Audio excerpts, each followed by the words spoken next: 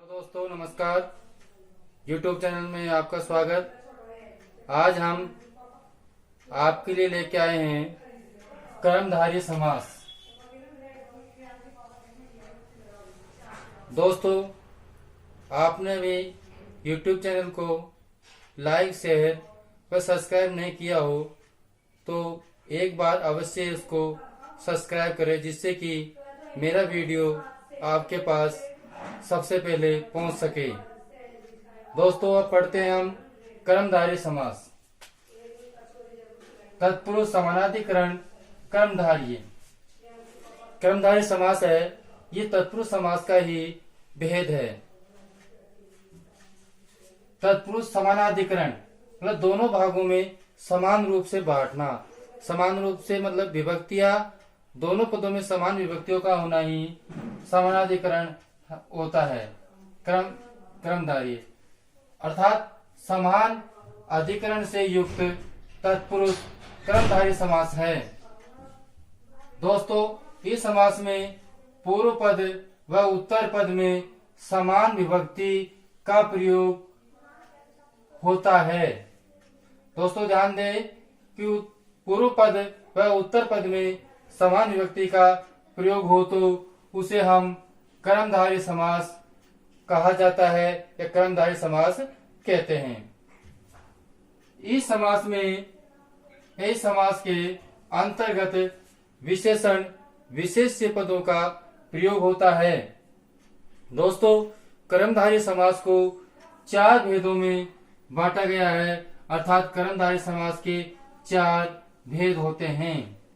अब दोस्तों ध्यान से समझे। हमारा पहला है विशेषण विशेष्य। अब विशेषण विशेष्य कर्मधारय को समझने से पूर्व हमको ये ध्यान में रखना होगा कि विशेषण क्या होता है और विशेष्य क्या होता है। विशेषण शब्द, आपको ध्यान होगा कि विशेषण की परिभाषा क्या होती है कि संज्ञा व सर्वनाम की विशेषता बताई जाती है, उसे विशेषण कहते हैं, और जिसकी विशेषता बताई जाती है उसे विशेष्य कहते हैं। अर्थात आपको दोस्तों सीधा सा मैं आपको ध्यान में बता दूं कि जो विशेष्य शब्द है इसको आप संज्ञा मान करके चलो, और संज्ञा की जो विशेषता होती है वो विशेषण है। जैसे सुंदर बालक, सुंदर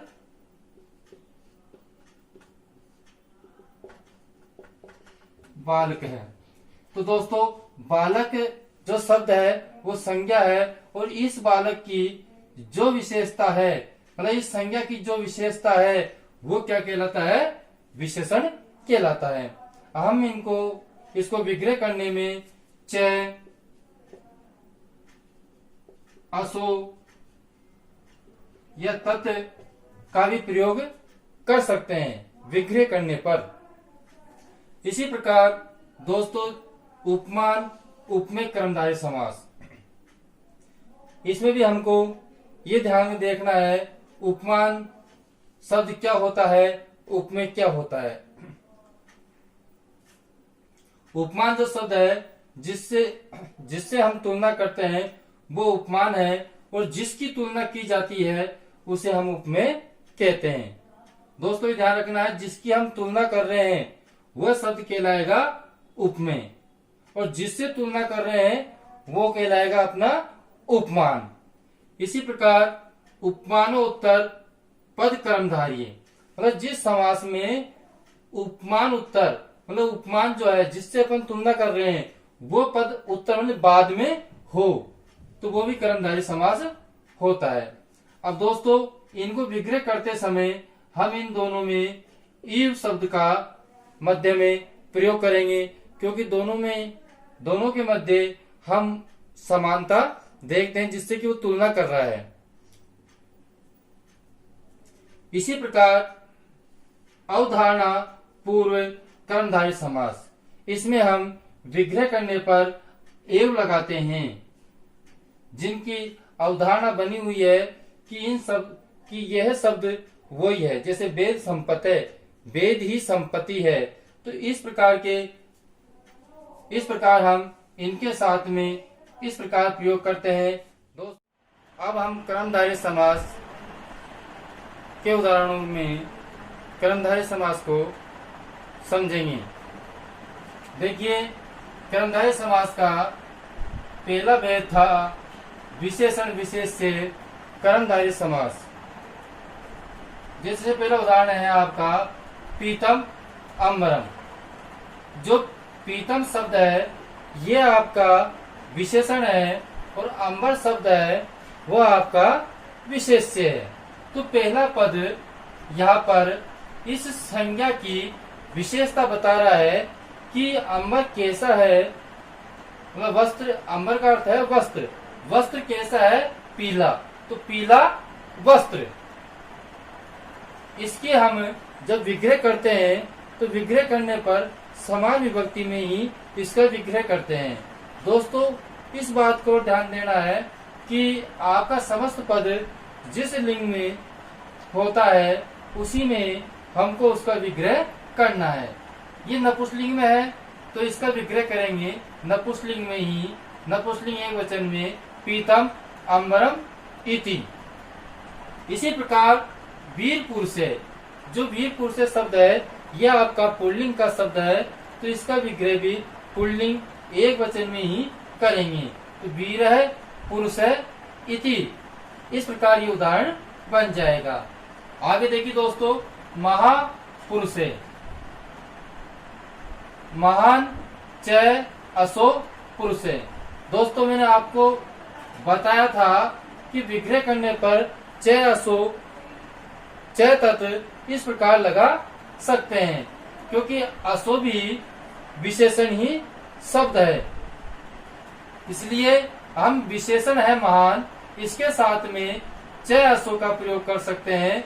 महान च असो पुरुष है लगा सकते हैं।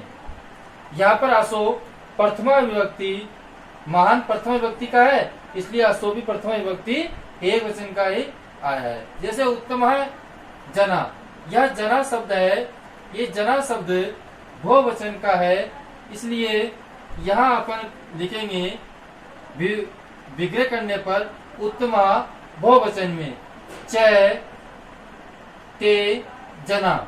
ते भी यहाँ विशेषण शब्द है तो ते को भी उसी बहुवचन में लिखना है। इसी प्रकार इनका हम विग्रह करते हैं और ये ध्यान में रखना है समस्त पद में एक वचन है या बहुवचन है उसके अनुसार उसका विग्रह करना है, और असो व ते को भी एक वचन और बहुवचन के अनुसार उसमें लगाना है। इसी प्रकार दूसरा है हमारा उपमान उपमेय कर्मधारय समास।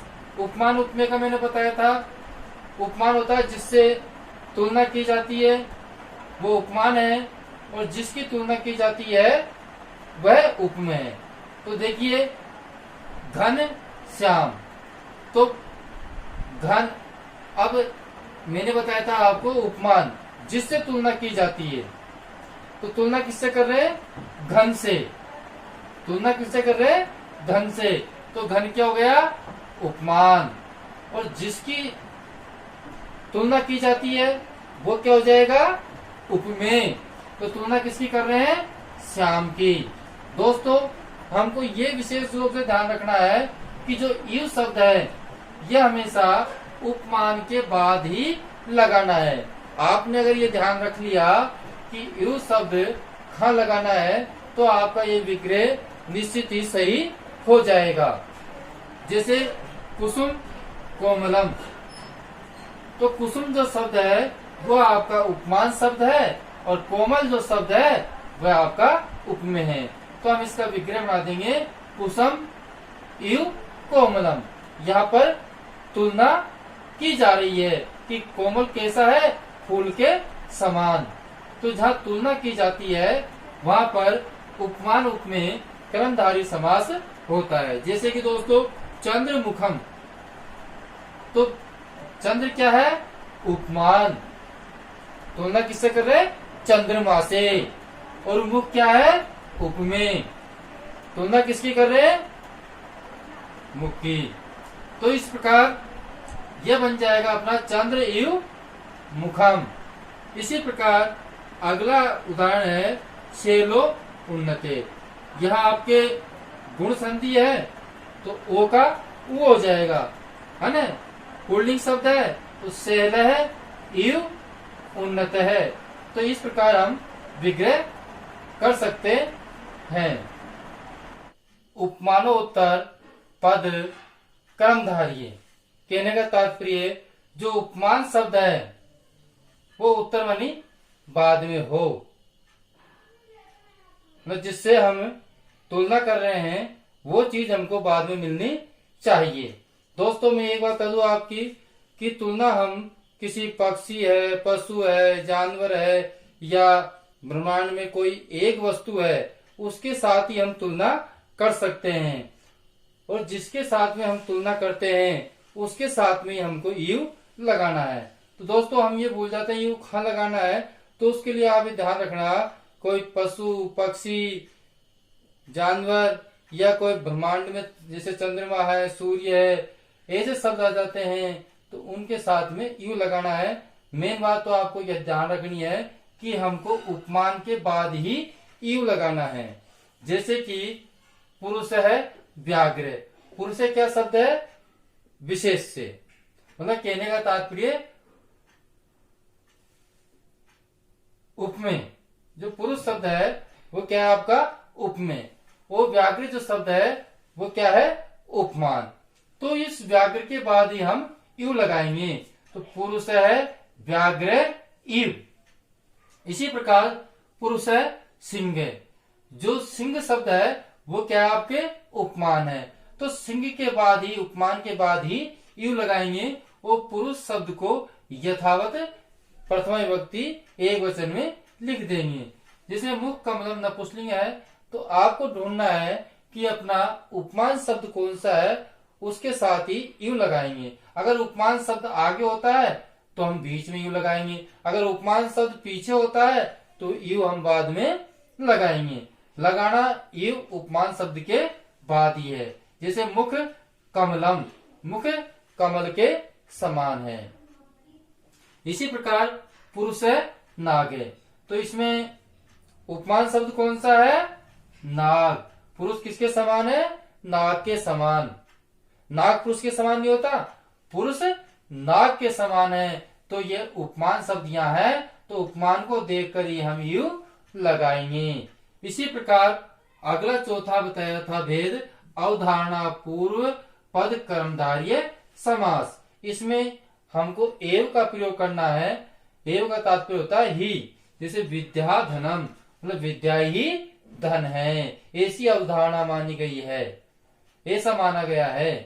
तो विद्या एव धनम जिसके लिए बता रहे हैं उसके साथ में एव लगाना है। जैसे तपो धनम, तप ही धन है, तो तप एव धनम इस प्रकार करना है। जैसे गुरुदेव, गुरु एव देव है, गुरु ही देव है। जैसे वेद संपत्ति है, वेद है एव संपत्ति है, वेद ही संपत्ति है। तो इस प्रकार हम इन कर्मधारय समास को पहचान सकते हैं।